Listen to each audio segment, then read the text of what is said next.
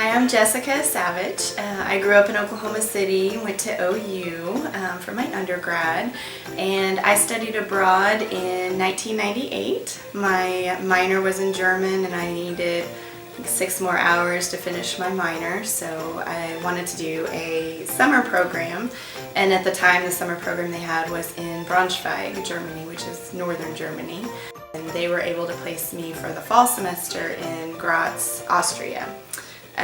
So went to Graz and took a mixture of German language classes, some literature classes, and took a volleyball class, and that is where I met Kristian.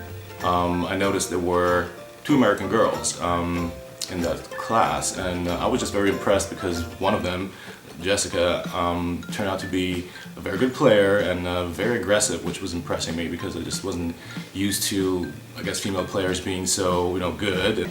The coach came up to me one night and asked if I would be willing to play on a tournament team with one of the guys in my class, which turned out to be Kristian. I don't know why he didn't ask me himself, but he went through the coach. And so ended up playing in a tournament with him, and then started dating after that. So it was very much a long distance relationship. So we learned quite a bit from each other, just talking and dating in the first, week or 2 of our sort of mutual interest. But it was an interesting experience. For a while I went and visited him every summer in Salzburg, and then he would come before their semester started, which was usually later, September, October. Would come visit me here in Oklahoma, and we did that for quite a while. And then I went to grad school, and we had kind of a time in there. We decided we'd probably be better off going our own directions for a while. Sort of decision.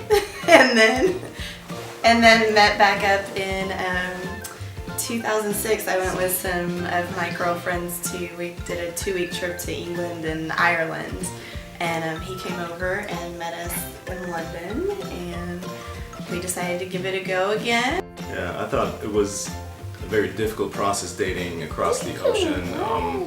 It was back in the day when Skype was not around yet, when email was barely kind of the normal way of communicating. People didn't have smartphones. Right, that was smartphone. So I would go to a computer science friend who set up some kind of weird internet transported communication system for us to talk about, some kind of voice over IP system, and that would not work. I think that one time we tried to kind of frantically make had to pay for all the international phone calls. Wrote letters, like handwritten letters to each other. That was kind of a really nice thing to do back then. Yeah. But it took a lot of work and a lot of effort, I think, to stay in touch and stay interested. So we actually in Austria got married in one of the old historic churches in kind of the old city of Austria, and beautiful church, but we decided to kind of add a little bit of flair to our wedding. So I actually said my vows in German and you said your vows in English. I was super nervous. Yeah. I'm still nervous speaking this foreign language every day, but that was in this, spotlight situation. I was trembling. It was funny. But yeah, we got it done. We got it done, and we got it done not only with all of our friends and family there, but also all the tourists who were in Salzburg. In the church. In the church while we were getting married. We had our daughter in 2009, and then our son in 2012, and it's been a roller coaster ever since.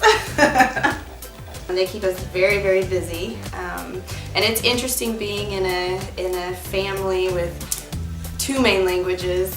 Kristian tries as much as he can to speak in German to the kids. So they actually probably speak German at this point better than I do. She corrects me all the time. But yeah, it's interesting and it's fun being in a multicultural family because they get the American side, but they've also been to Salzburg numerous times, so they get to experience all that Europe has to offer too.